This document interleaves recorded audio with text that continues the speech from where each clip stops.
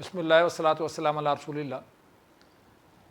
ہماری آج کی اس گفتگو میں ہم ایک بات کو ٹیسٹ کرنے کی کوشش کریں گے کہ ہمارے نظام تعلیم میں بنیادی فیکٹر کیا ہے جو ہمارا راستہ روک رہا ہے، ہمیں آگے بڑھنے نہیں دے رہا۔ ہمارے سوشل سائنسز میں، ہمارے نیچرل سائنسز میں وہ کیا چیز ہے جو ہمارا راستہ روکے ہوئے، اور ہمارے ہاں کوئی ایسا انالیسز نہیں دیا جا رہا کہ جو عالمی سطح پر دوسروں کو کنونس کر سکے، دوسروں کو متاثر کر سکے، بلکہ اس کے الٹ صورتحال یہ ہے کہ ہم ماہرین باہر سے منگوا رہے ہیں، ہمارے ہاں خود ماہرین کیوں نہیں پیدا ہو رہے۔ تو وہ بنیادی فیکٹر جہاں تک میں جا سکا ہوں وہ ہے کولونیلزم کا۔ اب 1857 کے بعد تو ڈائریکٹ کولونیل معاشرہ ہو گیا تھا ہمارے یہاں کا، 1849 میں پنجاب ہو گیا تھا، 1803 میں دہلی پہ لال ڈیک کی عملداری ہو گئی تھی۔ تو 1857 سے پہلے ایک سسٹم ڈیولپ ہو رہا تھا جو ایسٹ انڈیا کمپنی نے ڈیولپ کرنا شروع کیا تھا۔ مثال کے طور پر ہمارے ہاں جو جاگیرداری نظام کا آغاز لارڈ کارنوالس نے کیا تھا، اسی طرح حکومت کرنے کے مختلف ادارے جو تشکیل پائے وہ 1700 سم تھنگ میں شروع ہوئے تھے۔ جب ایسٹ انڈیا کمپنی آئی تھی تو ان کے نظم اور نظام کا جو لوگ حصہ بنے، ان کی ایک تنظیم بنی اور ایک ترتیب بنی، تو وہ ادارے بعد میں زیادہ ڈیولپ فارم میں 1857 کے بعد پوری ایک ہائرارکی وجود میں آ گئی۔ اب وہ نظام جو تشکیل دیا امپیریلزم نے، وہ اپنی ضرورتوں کے تحت دیا تھا، وہ یہاں کے لوگوں پر حکمرانی کرنے کے لیے دیا تھا، یہاں کے لوگوں کو حقوق دینے کے لیے نہیں دیا تھا، یہاں کے لوگوں کو آگے بڑھانے کے لیے نہیں دیا تھا، یہاں کے لوگوں پر حکومت کرنے کے لیے وہ نظام دیا تھا، اور وہ نظام ویسے کہ ویسے اب بھی چل رہا ہے۔ اب معاشرے کو آگے لے کر بڑھتے ہیں، وہاں کا معاشی نظام، وہاں کا تعلیمی نظام اور وہاں کا سیاسی نظام۔ اب سیاسی نظام بھی تقریباً وہی کولونیل ہے، سیاسی نظام میں جو لوگ شریک ہیں ان میں زیادہ بڑی تعداد وہی ہے جو کولونیل طبقات سے تعلق رکھتی ہے، اور وہ لوگ 1919 سے 2024 تک وہی لوگ حکومت کر رہے ہیں، وہی خاندان حکومت کر رہے ہیں جنہیں آج کی زبان میں الیکٹیبل کہا جاتا ہے۔ الیکٹیبل یہ زیادہ تر ان کولونیل اداروں سے، ان کولونیل طبقات سے تعلق رکھتے ہیں۔ کچھ نئے طبقات آگے، وہ بھی گماشتہ طبقات ہیں۔ کوئی ایسا طبقہ، عوام کا ایسا طبقہ نہیں آیا سیاست میں، لیڈنگ رول اس کو نہیں ملا کہ جو عوام کی صحیح معنی میں نمائندگی کر سکے، جو کسی بھی طرح کولونیل نہ ہو۔ تو یہ ایک بہت بڑی بحث ہے اور اس پر بڑی تفصیل سے بات ہونی چاہیے۔ ہمارے تعلیمی نظام میں ہم دیکھیں کہ ہماری سوشل سائنسز میں جتنی بنیادی ریسرچ ہے، جو جتنی بنیادی وہ ایک اس کا سٹرکچر ہے، وہ سارا کا سارا انگریزی دور میں تیار ہوا، 1857 کے بعد اور 1947 سے پہلے تیار ہوا۔ وہی ہماری نسلیں پڑھ رہی ہیں۔ اب ان کی ایک ایک بات میں امپیریلزم کا مفاد پوشیدہ ہے، اور ایک ایک بات ہمارے ذہنوں کو کولونیل بناتی ہے۔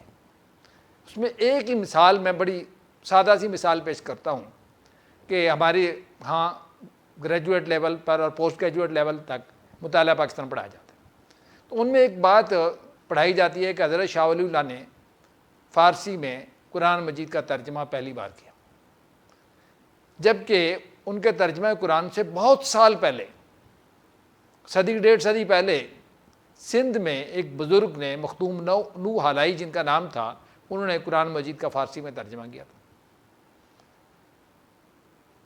مگر ہمارے نصابوں سے وہ بات تبدیل نہیں ہو سکتی۔ کیوں تبدیل نہیں ہو سکتی؟ اس کی بڑی سادہ سی وجہ ہے کہ یہ بتانا تھا، مقصود ہے کہ بر صغیر کا معاشرہ، مسلم معاشرہ ایک ریجڈ معاشرہ تھا۔ اب حضرت شاہ ولی اللہ نے قرآن مجید کا ترجمہ کیا، جی اس پہ فتوے لگے تھے، بھی کہاں لگے تھے؟ اس کے خلاف ریئیکشن ہوا تھا، کہاں ہوا تھا؟ اس کی کوئی مثال ہی نہیں، یہ افسانوی بات ہے۔ حضرت شاہ ولی اللہ نے احمد شاہ ابدالی کو خط لکھا تھا، بھئی وہ خط کون سا تھا، کیسا تھا؟ پھر احمد شاہ ابدالی ان کے کہنے پہ آیا، تب کیا ان کی ملاقات ہوئی احمد شاہ ابدالی سے؟ 1861 میں احمد شاہ ابدالی نے جب دہلی پہ حملہ کیا تو کیا وہ حضرت شاہ ولی اللہ سے ملنے گیا؟ یہ کس مسلمان مورخ نے لکھا ہے؟ اس دور کی جتنی تواریخ ہیں ان میں تو کہیں نہیں ملتا، نہ ولی اللہ خانوادے کے مصنفین کے تذکروں میں ملتی ہے یہ بات، نہ اس دور کے مورخین کیا ملتی ہے۔ تو اس کی بنیاد کیا ہے؟ بنیاد یہی ہے کہ یہ ثابت کرنا تھا کہ بر صغیر کے مسلمان بیرونی حکمرانوں کی طرف، بیرونی بادشاہوں کی طرف اپنی حفاظت کے لیے دیکھا کرتے تھے۔ یہ امپیریلزم کو یہ بات سوٹ کرتی تھی، کولونیل فکر جو ہے وہ پڑھا رہے تھے۔ اسی طرح مسلم ہسٹری کے بارے میں بڑا پاپولر نعرہ ہے کہ 30 سال خلافت رہی، اس کے بعد جو ہے وہ ظلم کی حکومت آ گئی، مسلمانوں کی غیر اسلامی حکومت آ گئی۔ اب یہاں میں بڑی سادہ سی بات عرض کروں گا کہ یہ وہ نقطہ نظر ہے جو سر سید سے چلا اور مولانا مودودی تک ہمارے یہاں چلتا رہا اور بہت عام ہے، اور اس نعرے اور اس تجزیے کو بڑا ایسا ہی ایکسیپٹیبل ہو گیا ہے سوسائٹی میں کہ اس کے خلاف کوئی آواز ہی نہیں اٹھ سکی۔ بھائی 1000 سال تک مسلمانوں نے سپریم لا کس لا کو مانا ہے، بات صرف اتنی ہے۔ ان کی کمزوریاں دور فتن کو اپنی جگہ، لیکن سپریم لا کیا تھا مسلمان معاشروں میں؟ اور وہ قرآن تھا۔ مسلمان معاشروں میں جو پاپولر تجزیے رہے ہیں یا جو ایکسیپٹیبل تجزیے رہے ہیں وہ تو یہ نہیں تھے جو انگریزی دور میں ہمارے ہاں پیش کیے گئے اور پھر وہ پاپولر ہو۔ یہ تجزیے جو ہیں کالونیل تجزیے، ہسٹری کے بارے میں ہمارا کالونیل نقطہ نظر۔